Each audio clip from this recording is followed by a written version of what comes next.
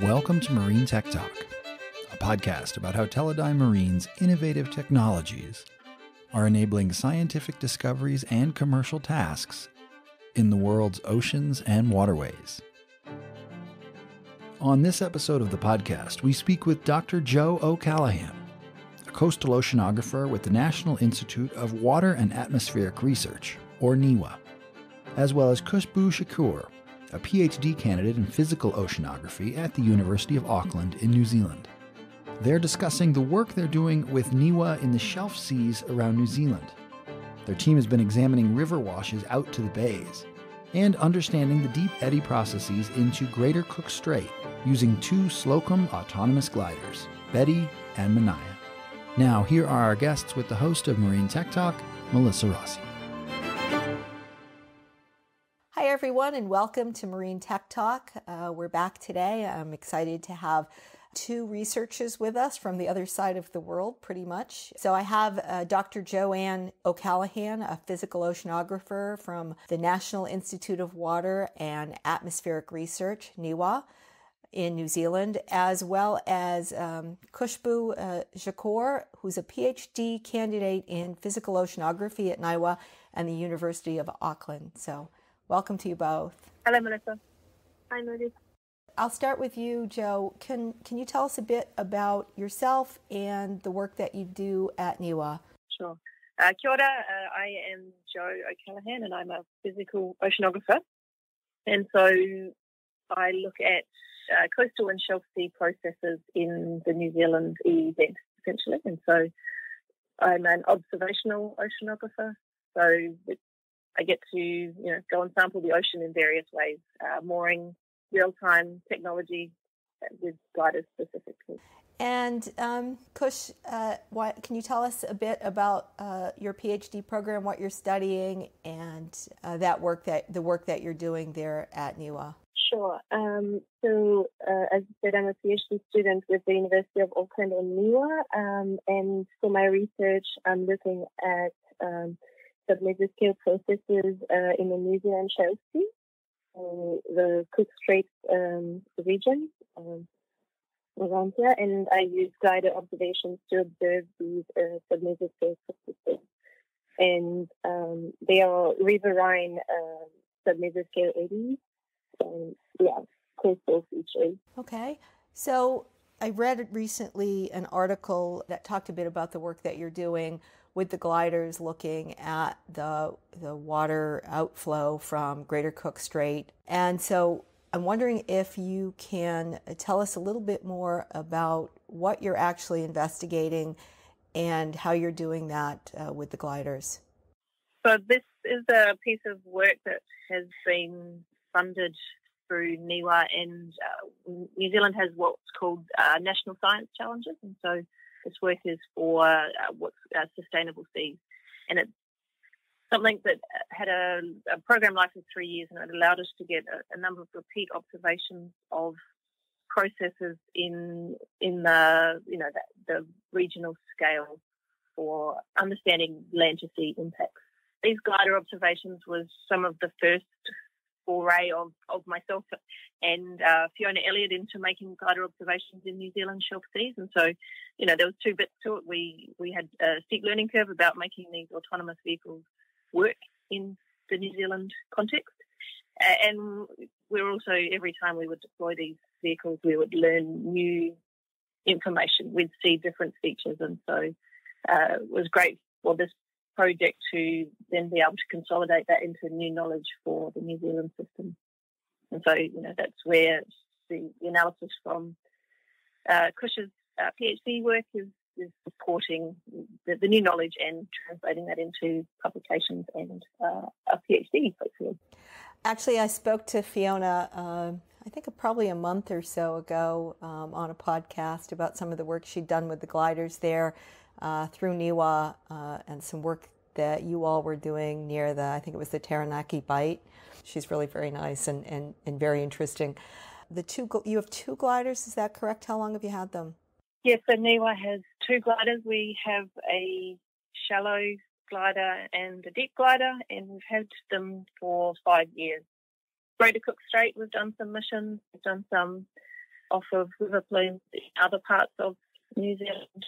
Then we've also done a little bit of work trying to understand some of the deep eddy processes elsewhere in New Zealand. And those gliders, I believe, have names too, right? Betty and Manaia, if I'm not mistaken? Yes, that's right. We're all very excited to get these vehicles, the autonomous technology to New Zealand. And when we first got a glider, we had a naming competition, and we sent this out to a whole pile of schools, and they came up with lots of interesting things, and eventually we settled on Manaia for the first glider. Perhaps had a little bit less enthusiasm for the second naming of the glider, and so the naming of Betty came. I named that glider, and so Betty Batham was a pioneer in marine science in New Zealand, and so she started up one of the first marine labs in New Zealand, and so it seemed a fitting tribute to her to name the glider Betty. I would say definitely, for sure. So you've been using the gliders now for a while, and I think the study that I read specifically, you were looking at water outflow from the rivers. Is that the focus of most of the research that you've been doing there with the gliders? And I guess I'm interested in what the significance of the research itself, why you're looking at the outflow of the rivers. Yeah, so we know mostly with river plumes or rivers, when they enter the ocean, they are pretty much restricted to near the coastal area or in the bay area. But what was surprising with the findings in this research was that these river waters were reaching the offshore and were actually making it out of the bays. So they were actually further than 100 kilometers offshore. And it's quite interesting for a place like New Zealand, which is what we call a high oceanic standing island with small mountainous rivers. So which means that these rivers that entering the sea they are short and steep and have very variable flow. And the fact that they are reaching it out so far offshore is quite interesting. What were your previous thoughts about how far that water actually flowed outward before you actually collected the recent data showing how far it did? My assumption was that it would be restricted within the bays, and wouldn't make it out of the bays. But considering the circulation around this area, which is so the Bay Area is pretty much, the circulation is quite restricted within itself. So yeah, I wasn't expecting them to be ejected out of the bays, basically. So one of the things that I know I think about when I think about water, running out to the sea, oftentimes is pollution, but really when we're looking at river water, it can also supply a lot of nutrients. What do the nutrients benefit? I mean, is that a beneficial for the ocean itself or more for the bay? What are you looking at? So the gliders that we use have temperature, salinity, and then some optical properties and oxygen. And so we don't have nutrient information from the submesoscale features in Greater Cook Strait. And so, at this stage, we don't know what the impact on the ecosystem might be, but certainly there's some clues to think that there'll be increased phytoplankton biomass associated with these features. So, there's multiple. I guess the first step is observing these features, and then how might we understand what the impact of these features are, and there's always one more study as a scientist, and so that would be the next part of the question to try and understand. How do the gliders help you collect that data? What's different about the way that the gliders collect the data from maybe how you were looking at that data previously?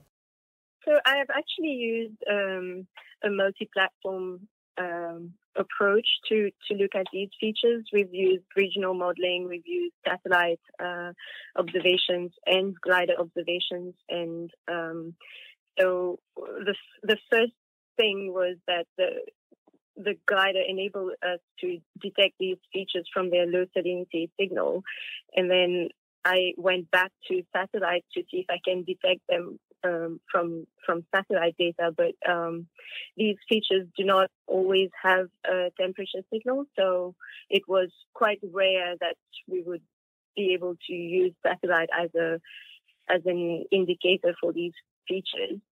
And and then we use regional modeling to understand how they advect offshore and how far offshore they are getting.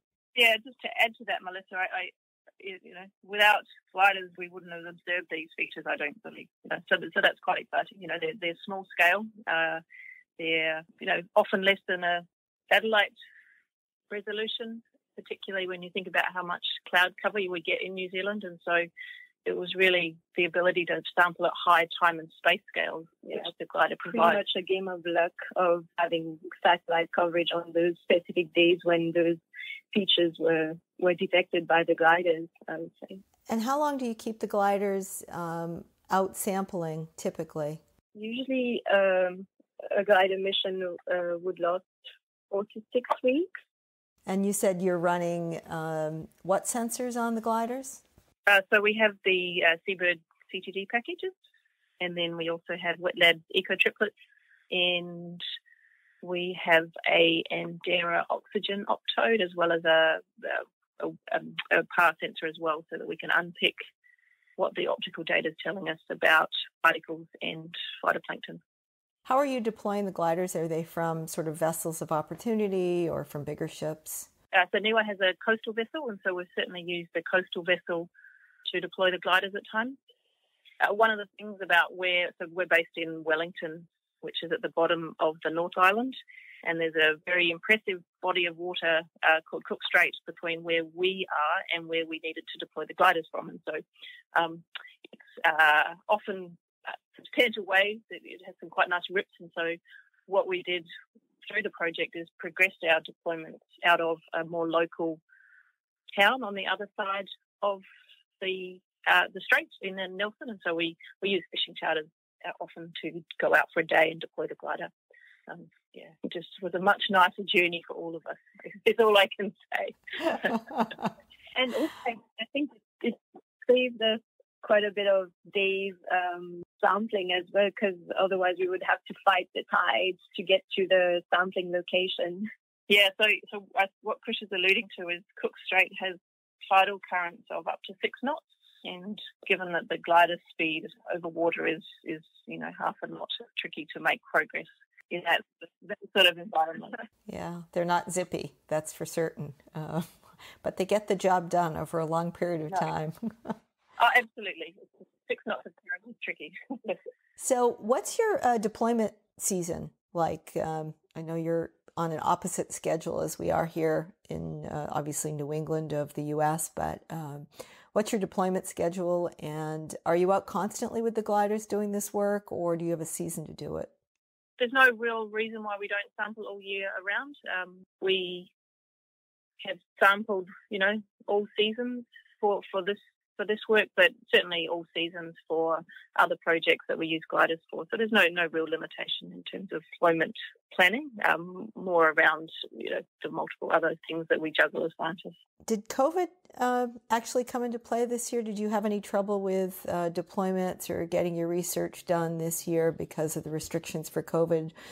I know that I've spoken with a number of researchers whose research was either canceled or significantly delayed because of the pandemic, and I'm just curious how that may have affected you this year. Well, during the pandemic, New Zealand went into a lockdown for 6 weeks, and so that meant that we were all at home.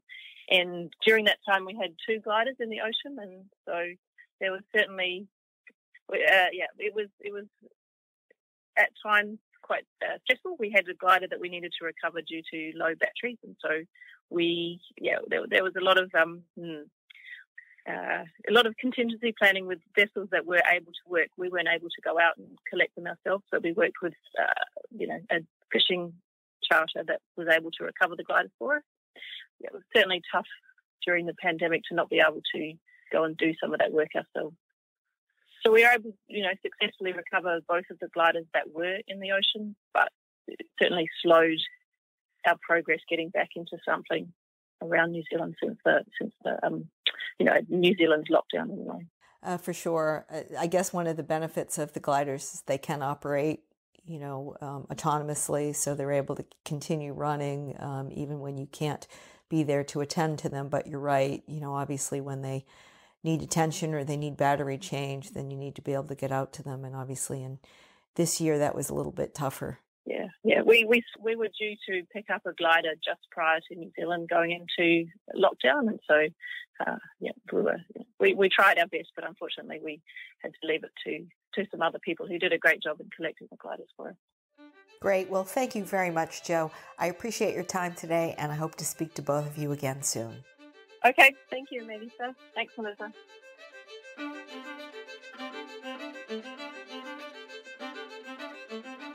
Thanks for listening to the Marine Tech Talk podcast. For more information about the work being done with Slocum gliders in the shelf seas around New Zealand, you can catch the latest from the NIWA team using their Twitter handle or Dr. OCallaghan's personal Twitter handle. We'll put links to both in the notes for this episode. If you like this podcast, please make sure to subscribe on Apple Podcasts or wherever you're hearing this show. That way, you'll never miss an episode. Thanks for listening, and we'll see you again next time.